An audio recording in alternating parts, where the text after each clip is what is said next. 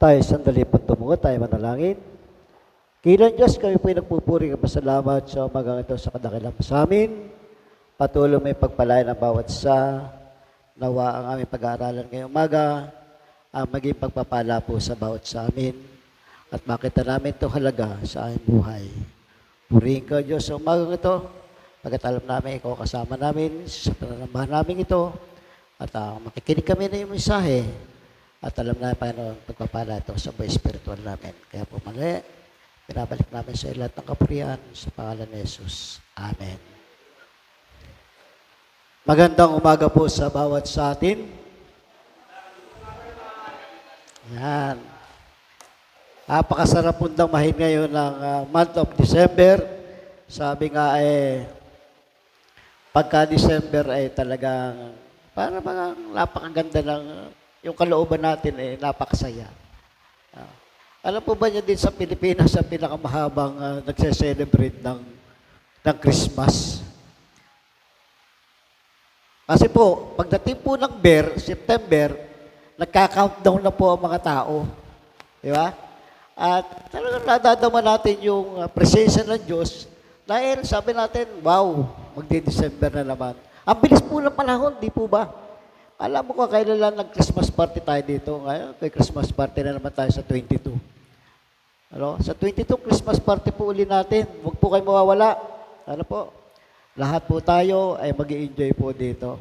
Alam naman natin ang Diyos ay faithful po sa buhay natin. At alam natin ang Diyos ay tapat sa bawat sa atin. Amen po ba? Ang pag-aaralan natin po ngayon ay faithfulness of giving. Sabi ko nga, katapatan. Ang faithful po na faithfulness, ito po ay nakaloob doon sa spirit, sa Biblia, fruit of the Holy Spirit, sorry po. Fruit of the Holy Spirit, kasama po itong faithfulness. Katapatan. Kaya dapat makita po natin yung faithfulness o faithful o katapatan. Dapat makita natin sa ating sarili, saan ba ako naging tapat? Saan ba ako magiging tapat? At paano ako magiging tapat? Kasi po, ang katapatan, marami tayong sinasabi, tapat ako sa aking pamilya. Tapat ako sa aking asawa. Tapat ako sa trabaho ko.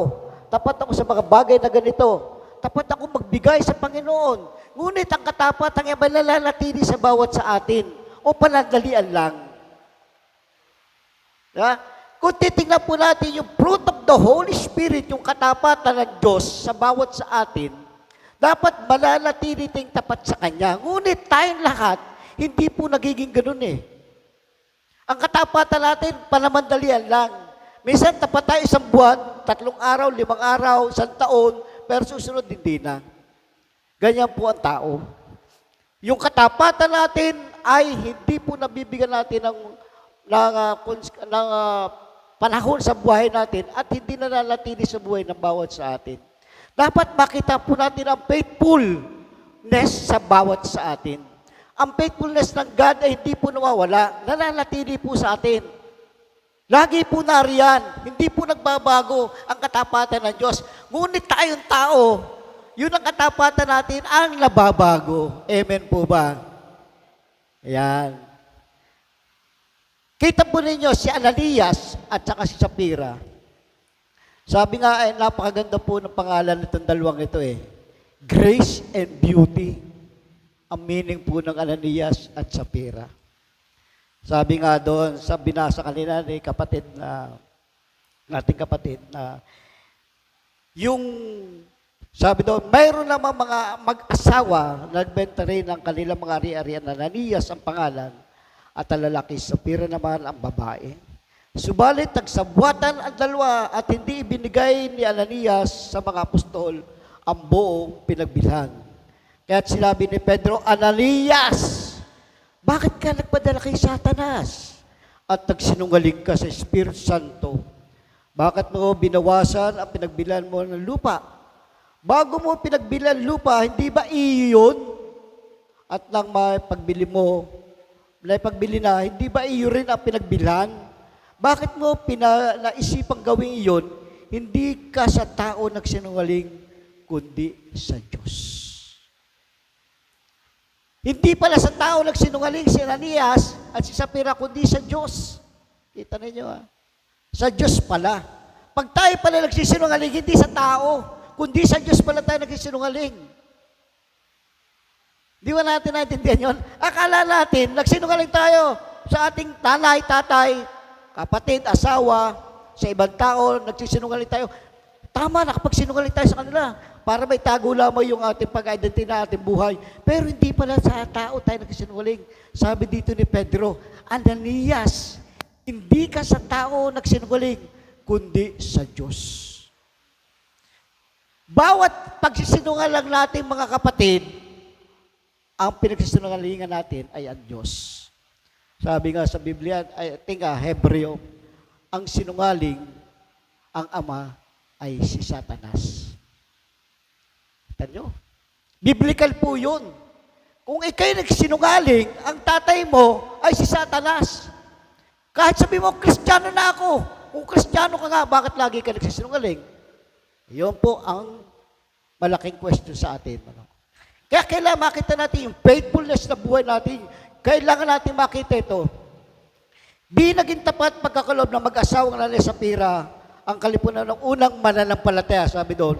Unang mananampalataya, sa kauna-unang tinawag na iglesia pagkatapos ng kasaysayang ito. Para sa akin, naka-importante po yung sequence na ito Ibig sabihin, ang iglesia ay kalipunan ng mga taong naniniwala kay Kristo. Tayo po yun. Kung tayo ay iglesia, ibig sabihin, kalipunan ng mga taong naniniwala sa Diyos at kay Kristo. Yung po ibig sabihin ng iglesia. Kaya kung hindi ka naniniwala kay Kristo, hindi ka iglesia. Bakit sabihin ng ibang mga sekta? Ako lang ang tamang iglesia. Pero kung hindi ka naniniwala si Kristo ay Diyos, hindi ka iglesia.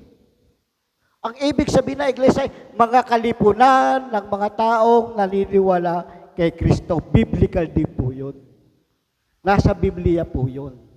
Kaya dapat makita natin, ang taong tinatawag sa pagkakalob, dapat maging, ang pagkakalob niya ay faithful giving. Dapat tayo maging tapat sa pagbibigay.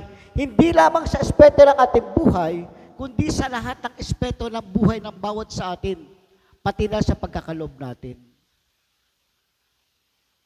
Ano kaya ibig sabihin ng faithful giving? Una, ito'y pagkakaloob na walang halong pagbabalat kayo o pag-iimbot. Ulitin ko po, ang pagbibigay po, faithful giving, una, ito'y pagkakaloob na walang halong pagbabalat kayo o pag-iimbot. Kaya kung ikay nagbibigay, nagbabalat kayo, kunyari, malaki binigay mo, pero hindi pala mamahir, napalit lang. Alam po ba ninyo?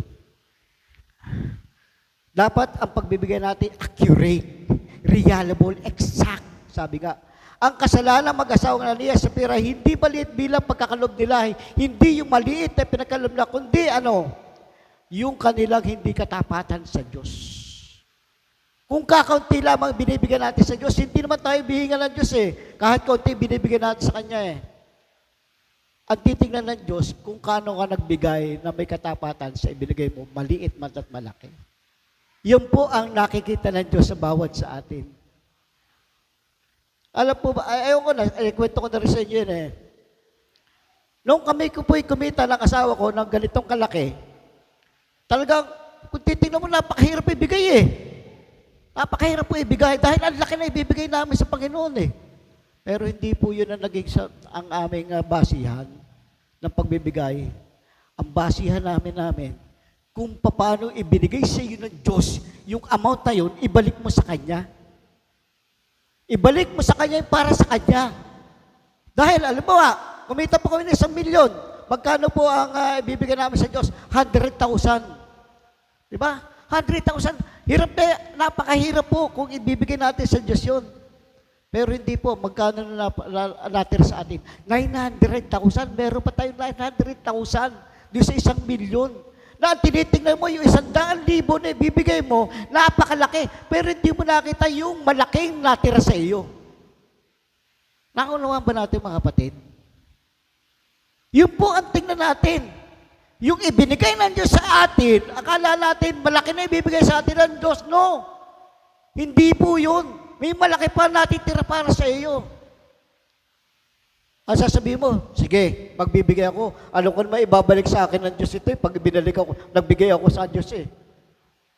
Kasi ganun ang ating kaisipan eh, yung thinking natin. Pag nagbigay ako sa Diyos, alam ko, ibibigay naman ito eh, kaya bibigay ko ito sa Diyos.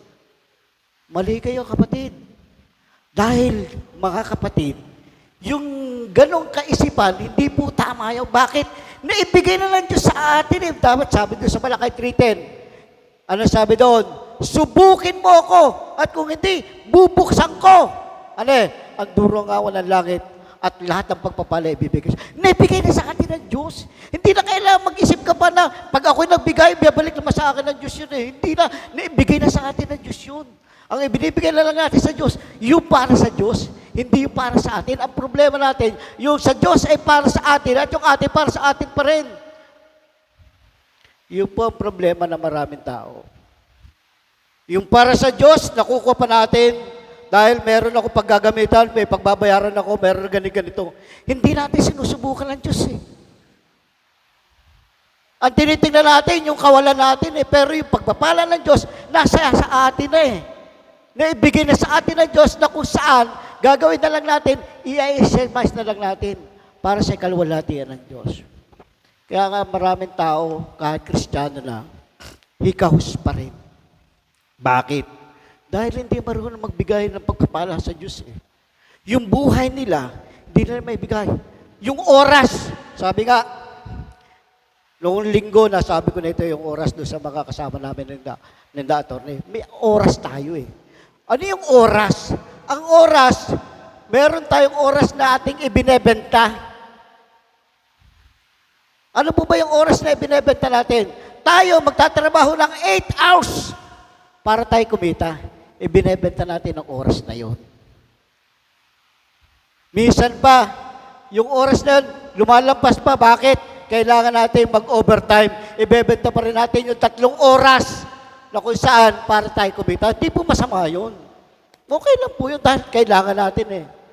Yun po yung oras na sinabi, ibinebenta. Meron po namang oras na tayo bumibili. Ano po yung oras natin binibili? Halimbawa, wala ka ng oras para ikaw ay maglaba. Ipupunta ka, paglaba mo naman ako, babayaran kita. Diba? Pupunta ka doon sa magwa-washing machine para, hoy, bahala ka na dyan, ito yung pera. Paglaba mo lang, ikwan mo lang ako sa washing machine niya. Sasabi mo, magkano ba yung araw mo? Bibili ko na para sa akin. At may sasabi mo pa, magkano ba yung minimum mo?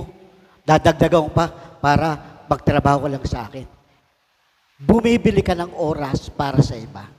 At ang pangatlo naman, nagsasayang tayo ng oras. Ano po yung nagsasayang tayo ng oras? Minsan, maghapon tayo nakatunganga, cellphone tayo, maghapon tayo nanonood, maghapon lang, lumalampas ang oras na walang nangyayari. Nagsasayang ng oras. Lalo yung mga marites, yung mga marisol. Ha?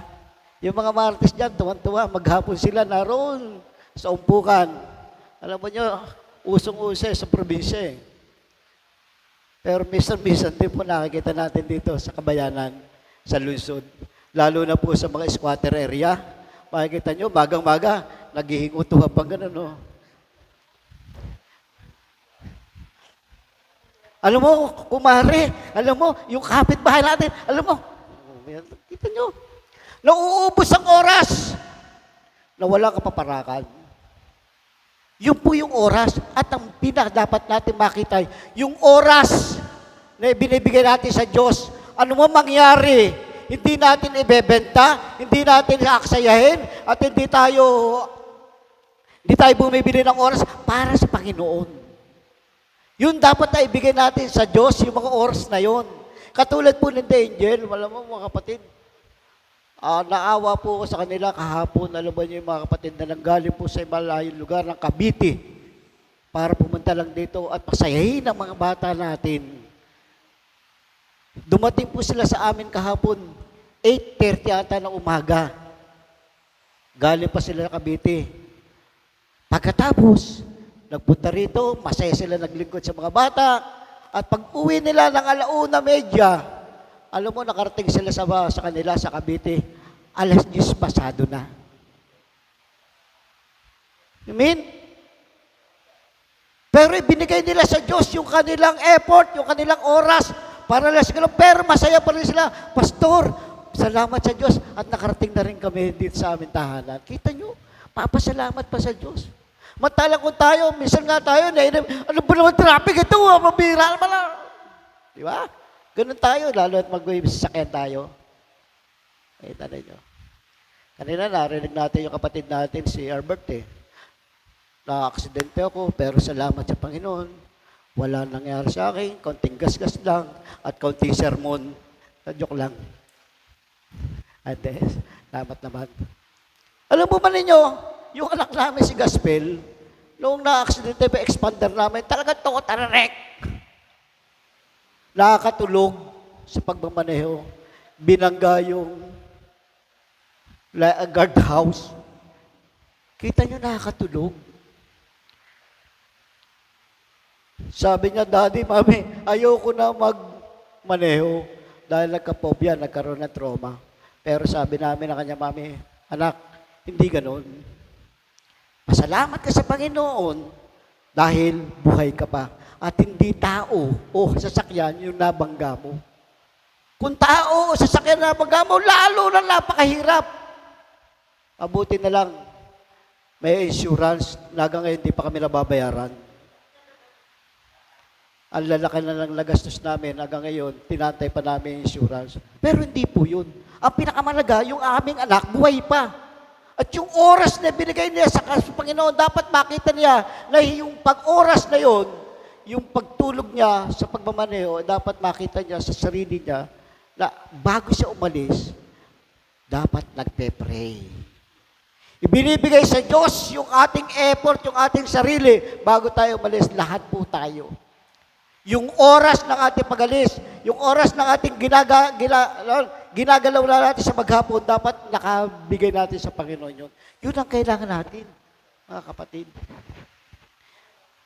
Kaya, dapat sa halip, isang pabigat o sulali sa ating pagkakaloob, dapat sinasabi natin sa 2 Korinto 9:7, iniibig ng Diyos ang kusang nagbibigay na may kagalakan. Ang nais ng Diyos, masayang nagkakaloob at nakangiti pag nagbibigay sa Panginoon. Ang problema lang natin, mga kapatid, pag nagbibigay tayo sa Panginoon,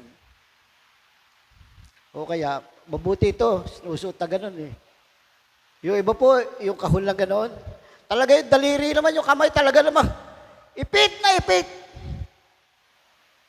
Yung pala, 10 piso lang. At ayaw na ayaw, maririnig yung kalensing. Talaga naman, ito yung lagayan, yung kamay nakaganyan na, para. Tapos, masama pa ang loob. Nabawasan yung pambili niya ng sapatos. Malapit ng Pasko, mga kapatid. Salamat yung mga anak ko, magbibigyan ako ng pansit, ng papasko sa akin. Mga kapatid, salamat. Bagamat hindi ko pa nare-receive yung papasko na aking mga anak, ngayon pa pinagpapasalamat ko na. Amen. Anak, Jenrev, salamat. Sam, salamat. Si Tom, hindi ko natatawa. Nagkukusa yan At lalo ng asawa ko, nagkukusa lalo yan. Na nagbibigay sa akin. Lalo na sa birthday ko. Malapit na ang birthday ko. Hindi ko sasabihin, January 6 ang birthday ko. Para hindi kayo bumati sa akin. Ito yung mga kapatid. Dapat makita natin. Yung pagkakalob natin, lagi tayo nakangiti. Nakangiti mga kapatid Laging masaya ang kalooban. Sabi doon, ang nagbibigay na may kagalakan, nais ng Diyos na masaya ang buhay natin at pagka tayo masaya nagbibigay, ang kalooban ng Diyos ay masaya tayo sa ating ibinibigay. Ikalawa, ito yung pagkakalob na tugon na isang pangako. Kung meron mang masamang kasabihang na-invento ang tao, at sinusunod na maraming politiko, ito yung promise of the may be broken. Kasi maraming mga politiko ang nangangako. Di ba? Ngayon, pagka-election na naman, Oo, ang dami na. Katulad namin, isang araw, pinatawag kami. Talaga naman. Kasi officer po ako ng HOA namin, pinatawag kami. Kaya sorry po, Miss Joyce, hindi ako nakapunta din sa, kala ko, Biyernes, pwede tayo mag-Bible study. Hindi pala pwede, meron kayong Christmas party. Pinatawag po kami. Nangako na naman. Ang mga politiko, ang daming pangako. Pero pag nanalo, nasa na yung mga pangako? Diba? Pero, ganun din tayo minsan eh. Nagiging politiko rin tayo eh. Nangangako tayo sa Diyos, pero hindi naman natin sinusunod yung pangako natin. Tama po ba? Amen po ba? Tama, no? Diba? Hindi po mali. Tama po yun. Dahil lahat tayo, minsan nangangako tayo sa Diyos, pero hindi naman natin sinusunod yung pangako natin. Nasusunod natin, minsan 1 linggo, 2 linggo, 1 buwan, pagkatapos na wala na. Sorry na lang. Yung po tayo eh. Lahat po tayo, ganun. Lahat po tayo. Madali pangako sa Diyos sa mga bagay na wala pa sa atin. Tama, di ba? Madali pangako eh, pag wala pa sa atin, yung mga bagay na, pag ako nagkapera, bibigay ako kay Lord, magbibigay ako kay Pastor, ibibili ko ng ganito. Talaga naman. Ang dami mga pangako. Bibili ako ng sapatos ko, bibili ako ng pero pag naroon ng pera, asa kami nang hinayang na kailangan ka nang gastusin at ibili kung ano man bagay na para sa iyo. Alam ko, naranasan lahat natin yan, di ba? Pag walang pera, ang dami nating iniisip na bibili natin para sa sarili natin. Yeah? Pero pagka narin na yung pera na dumating, hindi na natin may bigay. Hinayang na tayo o kaya 1,500. Bibili ka pag nagkapera ko. Pero pag nasa na, tama na itong tigna 300. O ka na, pareho din naman eh. Class A din naman ito eh.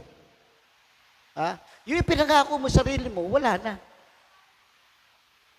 Diba? Ganun tayo, mga madali pangako, mga bagay. Ngunit, ang inintay lamang ng Diyos, ang pagkalab natin ay nasa atin. Nasa ating mga bahay. Hindi ito darating pa lamang. Ang totoo, ibinigay na sa atin na kagad ng Diyos. Ibinigay na kagad sa atin ng Diyos, hindi pa yung darating pa lamang. Ibinigay na sa atin ng Diyos, mga kapatid. Kaya kailangan makita natin na ibinigay na pala sa atin ng Diyos yung ating hinihingi. Matagal na. Ang Diyos ay laging tapat sa pangako. Sabi sa Ikalawang Tesalonica 3:3, tapat ang Panginoon, gaano tayo katapat sa Kanya. Tapat ang Diyos sa atin, mga kapatid. Pero tayo, gaano tayo katapat sa Kanya? Yun ang tanong. Lahat tayo. Kagaano kaya tapat tayo sa Panginoon? Kung tapat ang Diyos sa atin, kagaano tayo katapat sa Diyos? Pangatlo, dito na patatalo sa tukso. Sabi sa Gawa 5:3-4, kahit sinabi ni Pedro, Ananias, bakit ka nagpadala kay Satanas at nagsinungaling ka sa Espiritu Santo? Bakit mo binawasan ang pinagbilan mo ng lupa? Bago mo pinagbilan ng lupa, hindi ba ito iyo yun? At nang pagbili mo na, hindi ba iyo rin ang pinagbilan? Bakit mo naisipang gawin iyon? Hindi ka na sa tao nagsinungaling, kundi sa Diyos. Sa sandaling dumukot ka sa bulsa upang magkaloob, si Satanas naman ay nagkukumahog na pigilan ka. At sinasabi niya, huwag ka na magbigay. Hayaan mo na yung katabi mo magbigay. Walang kawalan naman niya, sabi ni Satanas. Alam mo naman yung kailangan, ayos lang. Yung katabi mo naman na malaki magbigay. Huwag ka na magbigay. Kanina ba nagbibigay kayo? Ganon din. Sinabi ni Satanas, huwag ka na magbigay. Yung katabi mo na lang magbigay. Di ba? Hayaan mo, katabi mo na lang magbigay. Marami nagbibigay, hindi bawasan kung hindi ka magbibigay. Mabait ang Diyos, maintindihan ka niya kung hindi ka magbibigay. Alam ng Diyos naman eh, kung hindi ka magbibigay hindi naman pagagalitan tayo ng Diyos eh. Kaya lang, kung may bibigay ka, ibigay na natin sa Diyos. Huwag na natin, Lord, next week na lang kasi may pagbabayaran pa ako eh. Kasi nga, hindi tayo nagiging tapat. Ano ang pagkakalob na gawin natin pag nagtagumpay ng pananampalataya? Ang pagkakalob ng katunayan, tinalo natin si Satanas. Nagtagumpay ang ating pagtitiwala sa Diyos laban sa mga pag-aalinlangan. Pag tayo nagbigay pala, mga kapatid, tayo pala victorious. Tinalo natin si Satanas. Dahil Satanas nga, nagkukumahog yan eh. Pag hindi ka nabigay, huwag ka na magbigay. Hayaan mo na, marami naman nagbibigay, di makawalan niya sa church eh. Dahil marami na magbibigay eh. Marami, lalo na ngayon. Marami ang bibigay ngayon kasi bonus ngayon eh.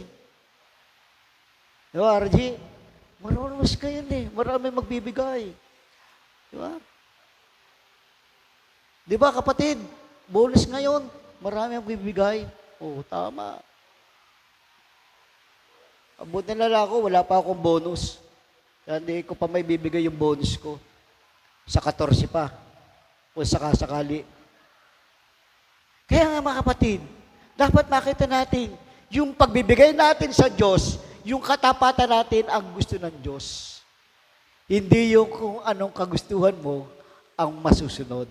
Amen ba? Kaya hindi tayo pinagpapala, lahat tayo eh. Dahil hindi tayo tapat sa pagbibigay sa Panginoon eh. At yung kung tayo nangangako sa Diyos, dapat sundin natin. At nangangako tayo sa tao, sundin natin ang mga pangako natin. Ang problema nga natin, hindi tayo ganun eh. Marami tayong excuses sa buhay natin na hindi gusto ng Diyos. Tayo, okay lang sa atin, pero meron naman Diyos na nakatingin sa atin. Alam po ba niyo mga kapatid? Pagdating natin sa langit, pagbukas ng iyong life, yung libro ng buhay, pag binuksan yun, makikita yung kung ano yung pamula nung ikay bata hanggang ikaw ay kinuha ng Diyos. Ipaplas yan. Kaya wala kang itatago sa Diyos eh. Nakarecord yun eh. Yung ating life testimony, life natin, testimony natin sa buhay natin, nakarecord yun. Pagbukas ng libro ng buhay, nakatala doon yung iyong pamula buhay mo na ikaw pinanganak hanggang ikaw ay kunin na ng Diyos. Kaya wala kang may tatago sa Diyos eh. Lahat tayo wala may tatago eh. Ipaplas yan, para nakatibig yan oh. Kaya sabi mo, Lord, wala, hindi po ako yan, anong hindi ikaw? Meron ba Diyos ba sinungaling? Hindi. Hindi magsisinungaling. Nakita mo, panonoodin mo yung buhay mo. Kaya kung hindi ka tapat at kung ikaw na may dudukot na pambigay mo sa Diyos, kita rin yun ng Diyos. Makikita mo, ay, ako yun na. Ganun yung ginagawa ko, pagbibigay ko sa Panginoon. Yung sarili ko, yung pagbibigay ko sa Panginoon, ng mga kaloob ko. Nakatala mga kapatid. Kaya wala po tayong excuses sa Diyos. Kaya nga sabi natin sa subukan mo ako at ang durungawan ay bubuksan ko sa iyo. Sabi sa Malakay 3:10. Kaya kung hindi mo susubukan ng Diyos sa buhay mo, sorry ka na lang. Ika-4, ito'y palagian. Sabi nga, consistent po ito.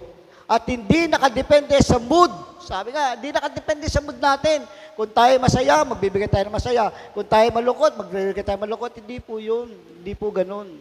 May mga tao nagbibigay, pasumpong-sumpong. Kapag maganda ang mood, nagbibigay ng maganda. Kaya nyo imagine kung ano ang magiging buhay ng isang iglesia kung pagbibigay ng mga miyembro nito ay nakadepende lang sa kanilang mood. Ano mangyayari sa ating church?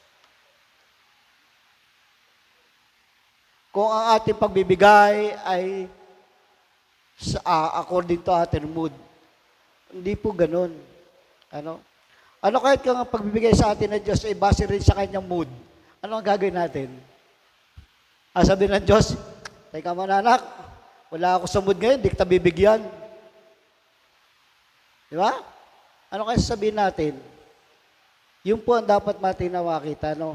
Dapat ang giving, ito po ay consistent sa bawat isa atin.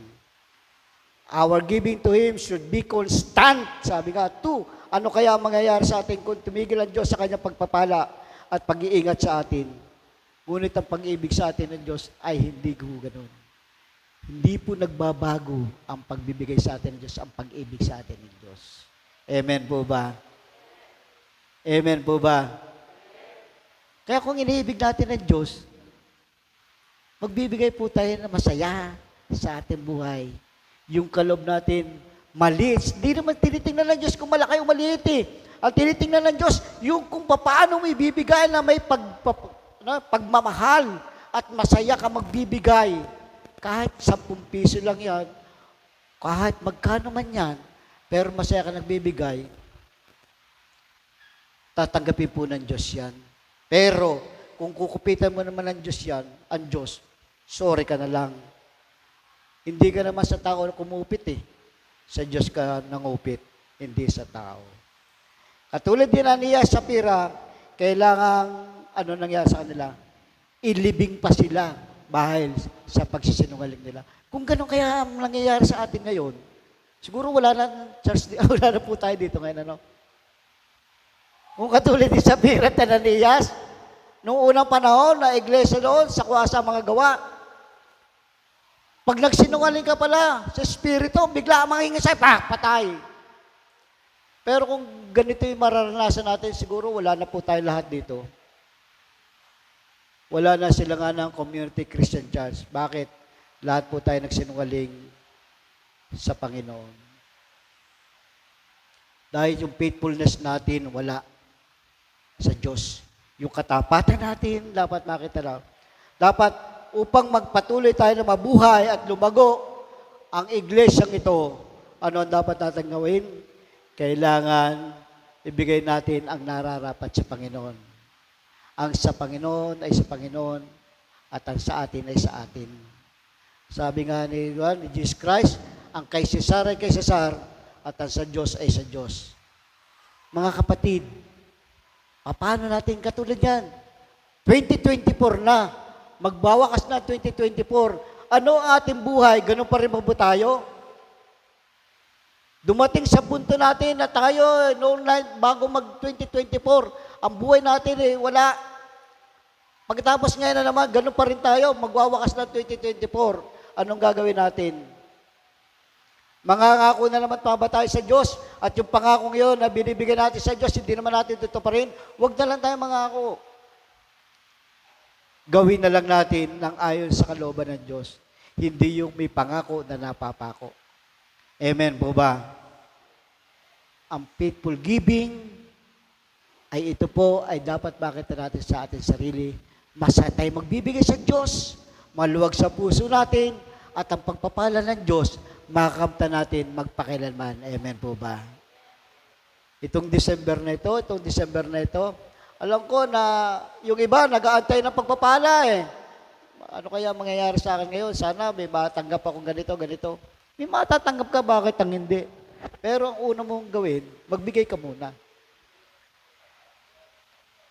Pag nagbigay ka, kasunod na naman ng pagpapalang ibibigay sa iyo. Hindi tanggap ka lang ng tanggap. Hingi ka lang ng hingi, hindi ka naman nagbibigay. Mali yun. Sorry ka na lang.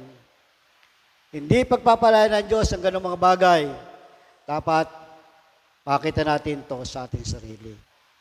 Sabi nga, ang faithful giving, una, ito'y pagkakalob na walang halong pagbabalat kayo o pag-iimbot. Tanda po natin yan ha. Ang pangalawa, ito'y pagkakalob sa tugunay isang pangako. Ang pangatlo po, ito'y hindi napapatalo sa tukso. At ang ikapat, ito'y palagian. Sa buhay natin, tayo ay manatili sa presensya ng Diyos at yung faithfulness natin sa Diyos dalaging manatili sa buhay natin. Amen ba? Tayo manalangin. Dakilang Diyos, kami pinagpupuri, pasalamat sa umaga ito sa kadakailan mo sa amin. Patuloy mo iukit na malalim sa puso namin ang aming napag-aralan ngayong umaga.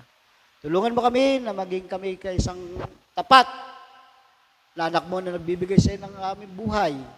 Hindi lamang po sa pagpala na pakaloob namin, kundi pati na sa buhay spiritual namin, ay maging tapat kami, Panginoon. Salamat po, patuloy pagpalain ng bawat sa amin at iukit mo na malalim sa puso namin ang aming napag-aralan.